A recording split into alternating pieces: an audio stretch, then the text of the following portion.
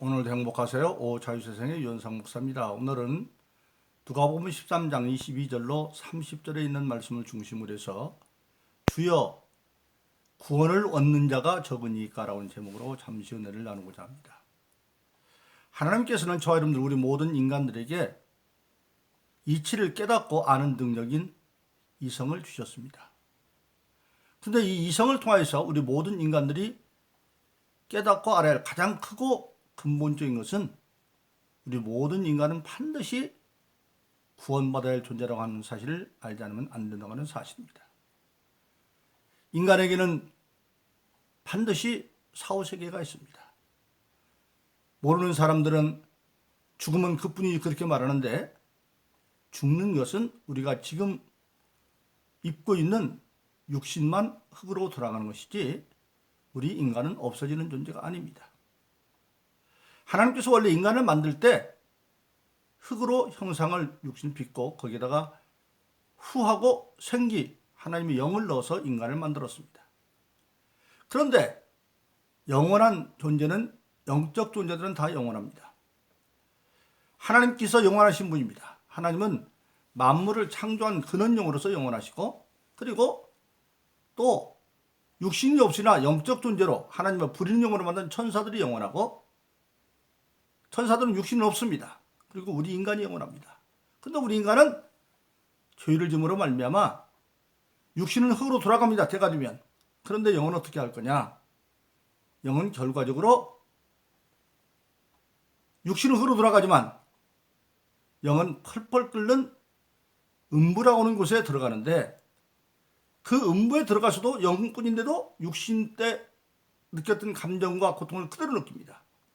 그래서 누가복음 16장에 보면 소위 자색옷을 입는 부자 얘기가 나옵니다.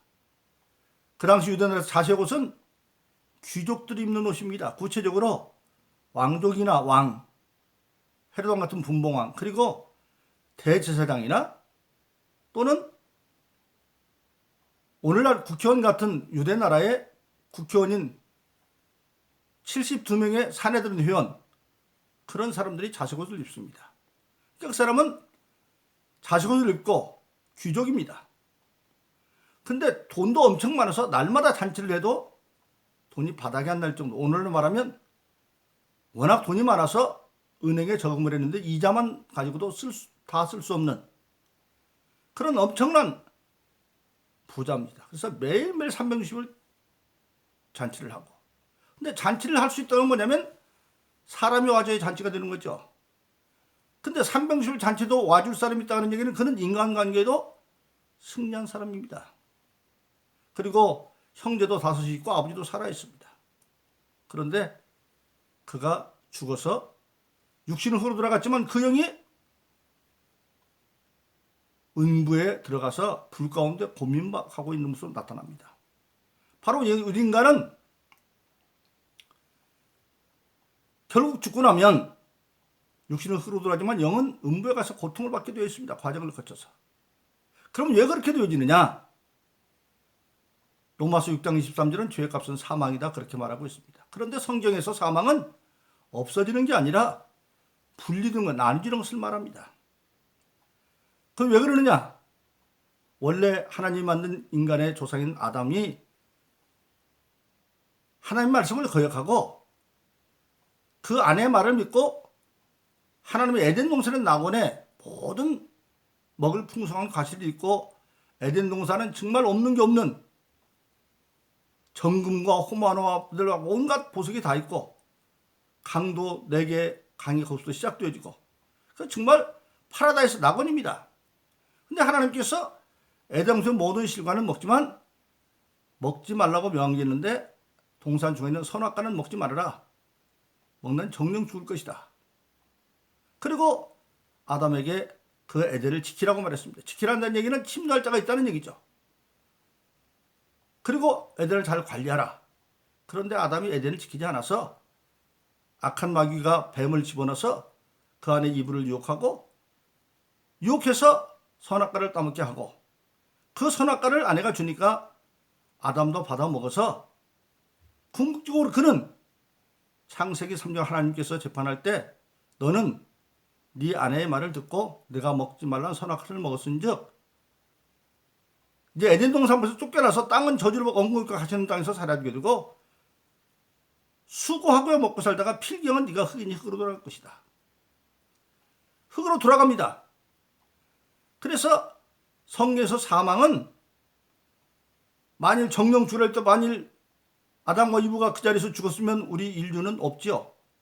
근데 육적으로는 살았지만 영적으로 이제는 하나님의 온전한 도움을 받을 수 없는, 그래서 하나님과 분리되어 있는 그런 삶을 성경은 영적 죽음이다 그렇게 말하고, 그 다음에 육신의 죽음, 우리 인간이 말하는 지금 죽음들이죠. 육은 흙으로 돌아가지만 영은 어디로 가느냐, 육과 영이 분리되는 게 육신의 죽음이고, 마지막에 그 영이 펄펄 음부에 있다가 요한계시록 20장에 보면 불못이라는 지옥이 생길 때 다 죽지 않는 몸으로, 이제는 흙으로 돌아간 몸에 죽지 않는 몸으로 부활해서 영원한 고통 속에 있는 영벌의 지옥으로 가는데 그걸 우리는 사망이다 그렇게 말합니다. 그래서 로마서 6장 23절은 죄의 값은 사망이다. 즉 인간은 죄로 없어지는 것이 아니라 장차 죽지 않는 몸으로 부활해서 영원한 고통 가운데 있는 불못에 들어가서 먹을 것도 없고 마실 것도 아무 없는 그곳에서, 그런데 죽지도 아니하고 영원토록 고통 가운데서 그걸 사망이다 그렇게 말하고 있습니다. 그래서 로마서 6장 죄를 내는 죄값은 사망이다. 즉 인류의 성은 아담으로 말미암아 온 인류에게 죄가 유전되기 시작을 했고, 그래서 시편 51편은 우리 인간은 어머니 태중에서 죄 가운데 태어난 존재다. 그래서 모든 인간은 태어날 때부터 죄인은 유전죄와 그리고 태어난 이후에 주는 자범죄 두 가지 합쳐서 결과적으로는 지옥에 들어갈 수 없기 때문에, 그래서 지옥 갈 인간들을 구원하기 위해서 하나님이 예수님을 보내셨는데 그 예수밖에는 다른 구원받을 이름이 없다고 요한복음에서 말씀하셨어요. 그래서 사도행전 4장 12절도 다른 구원받을 이름을 준 적이 없다. 그래서 예수님은 자기 제자 가운데 나중에 자기를 파는 가룟 유다에게 마태복음 20장에 말합니다. 인자는 아버지 뜻대로 갔지만 나를 파는 자는 차라리 태어나지 않았으면 좋을 뻔 알았다. 왜? 태어나지 않았으면 지옥에 안 가는데 그는 태어났기 때문에 영원한 지옥에서 영원토록 고통받을 할. 지금도 가룟 유다는 음부에서 불꽃 가운데 있다가 장차 지옥이 생길 때 지옥으로 갈 수 없는 그런 존재가 되고 말아버린 겁니다. 그래서 그런 이런 저주와 고통, 영원한 불못인 지옥으로부터 구원받기 위해서 저와 여러분 모든 신앙인들은 예수를 믿고 따르며 신앙생활을 하고 있는 것입니다. 그런데 문제는 사도행전 4장 11인 것처럼 예수밖에는 다른 구원받을 이름이 없는데, 예수를 믿는다고 믿는데 온전히 믿지 못하면 구원을 얻는 자가 되지 못한다고 하는 사실입니다. 그래서 세로는 일찍이 세로요한은 마태복음 3장 10절에서 추수긴 타작때가 되어지면 알곡과 쭉쟁이를 나눠서 알곡은 곡간에 든 쭉쟁이는 풀에 태운다. 즉 교회도 예수 믿는다고 믿지만 신앙의 열매가 없는 쭉쟁이 같은 것은 결국은 구원 못 받고 불구덩이 던진다 그렇게 말씀하고 있습니다. 그럼 우리가 예수 믿되 어떻게 해야만 구원을 얻는 자가 될 수 있냐 하는 겁니다. 오늘 본문 누가복음 14장 20절 30절은 예수님께서 각촌에서 전도하다가 이제 예루살렘으로 올라가는 과정인데 어떤 사람이 묻습니다. 주여 구원 얻는 자가 많지 않고 적습니까? 그렇게 물어보니까 예수님이 적다 많다를 말하지 아니하고 구원받는 조건에 대해서 말하고 있습니다. 뭐라고 말합니까? 좁은 문으로 들어가기 힘쓰라. 문이 닫힌 후에는 들어갈 수 없고, 아무리 문 닫힌 후에 주인들한테 여들라고 해도 주인은 널 모른다 그럴 거다. 그러면 그 문 밖에 있는 자가 문을 두드리면서 옛날에 주님과 함께 먹고 마시고 함께 했고 그리고 말씀도 가르침 받지 않았습니까? 그런데도 주인은 문을 닫은 채 이 행악하는 자야, 내가 너를 알지 못하니까 슬피 울며 불속으로 들어가라고 던져버리고 말아버립니다. 그러면서 말합니다. 너희가 아브라함의 자손이라고 뻗떡거리지 말아라. 일찍이 세례요한도 마태복음 3장에서 다른 모든 사람이 회개하러 나오는데 서인과 바리새인들은 회개하러 나오는 것이 아니라 세례요한을 조사하러 나왔어요. 그러니까 이 독사의 자식들아, 네가 아브라함의 자손이라고 그러는데 하나님이 이 돌들로도 아브라함을 만들 수 있다, 그렇게 말하고 있습니다. 그래서 아브라함의 자손이라고 교회를 먹고 마시지만 궁극은 안 돼서 신앙은 나 죽는 자가 먼저 되기도 하고 먼저 된 나 죽는 되기도 한다. 즉 그때 그 당시는 나 죽는 자는 이방인들이고 먼저 된 자는 유대인들인데 결국은 이방인들이 먼저 구원받는 것을 말하고 있는 겁니다. 이 예수님 말씀을 통해서 구원 얻는 자가 누구냐? 첫째로 중요한 것은 문이 닫히기 전에, 즉 구원의 기회를 놓쳐서는 안 된다고 하는 사실입니다. 문이 닫히면 아무리 두드려도 안 열립니다. 마태복음 20장에 보면 종말론을 주님 말씀하면서 종말 때를 얘기합니다. 비유로 말합니다. 어떤 혼인잔치에 10처녀가 초대를 받았습니다. 그런데 이스라엘의 혼인잔치는 일주일 동안 계속되어집니다. 근데 그 혼인잔치에 초대받는 사람은 한 번 혼인잔치에 들어가면 끝날 때까지 잔치 집에서 나올 수가 없어요. 그래서 혼인잔치에 초대받는 사람 반드시 준비할 게 뭐냐면 7일 동안 밤에 자기 상아뼈 켜놓을 등잔과 기름을 준비해서 가야 됩니다. 그래서 지금 10처녀가 기다리고 있는데, 근데 유대 나라의 결혼 날짜는 밤에 시작되는데 밤은 정해있는데 시간은 안 정해져 있어요. 언제 올지 몰라요. 마치 우리 신랑은 장차 오실 주님을 예표하고 있는데, 그래서 고린도서에 보면 예수님은 신랑이고 우리는 정결한 처녀로 중매받는 영적 신부로 주어졌는데 바로 그것을 말하고 있습니다. 예수님의 재림 사건을 말하고 있는 거예요. 언제 올지 몰라요.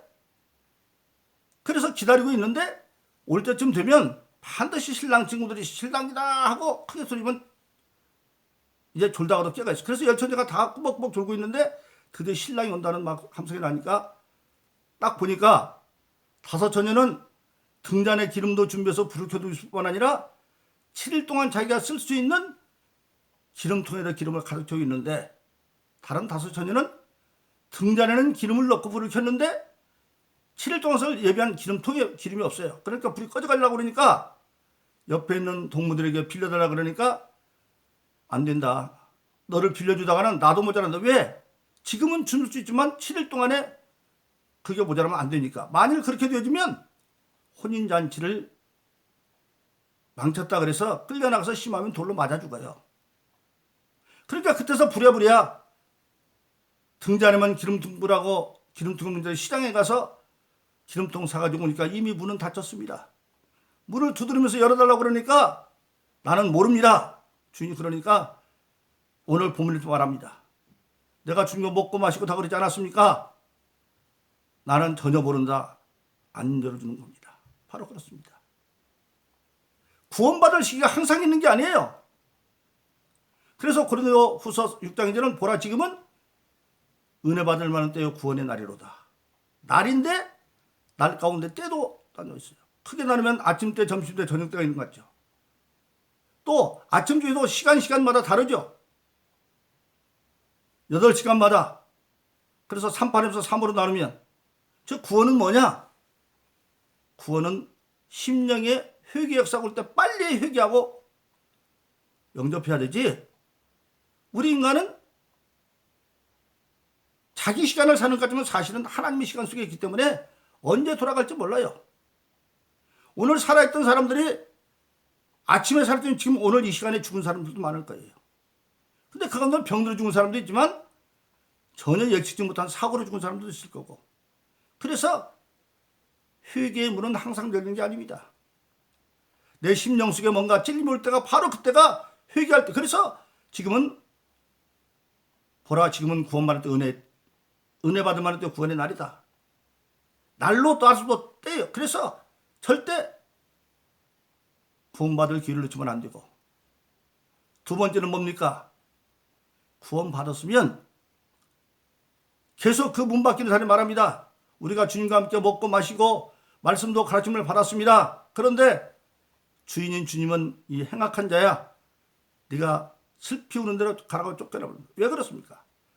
주님과 함께 먹고 마시고 말씀도 가르침을 받았지만 행악하는 자는 뭡니까? 말씀대로 살았으면 선을 행하지만 그 말씀대로 듣지 말고 행하지 않았기 때문에 오히려 악을 행한 자예요. 즉, 그 뭡니까? 오늘 교회를 다니면서 교회에서 같이 식사도 하고 하나님 말씀도 듣고 다 그런 것 같아요. 그런데 실상은 말씀을 이루지 않고 사는 사람들, 그런 사람들은 결국은 쭉정이 같아서 버림받는 자이기 때문에 안 된다는 겁니다. 그리고 세 번째는 뭐냐? 일단 예수 믿고 좁은 문에 들어갔으면 오늘 좁은 문으로 들어가기를 힘써라 했어요. 마태복음 7절로 13절 14절에서도 좁은 문으로 들어가라. 멸망으로 인도하는 문은 크고 그 길이 넓어서 들어가는 사람이 많지만 생명으로 인도하는 문은 문이 좁고 길이 협착해서 찾는 이가 적다. 겉으로 보면 멸망으로 세상적인 육신적인 욕심이나 요한일서 2장 15절로 17인 것처럼 육신의 정욕과 안목적 이상의 자랑에 끌려서 사는 육신의 삶은 넓고 편해 보입니다. 그러나 그것은 멸망으로 가는 길이에요. 구원받기 그렇기 때문에. 그러나 구원의 길은 좁아서 사람들이 찾는 이가 없어요.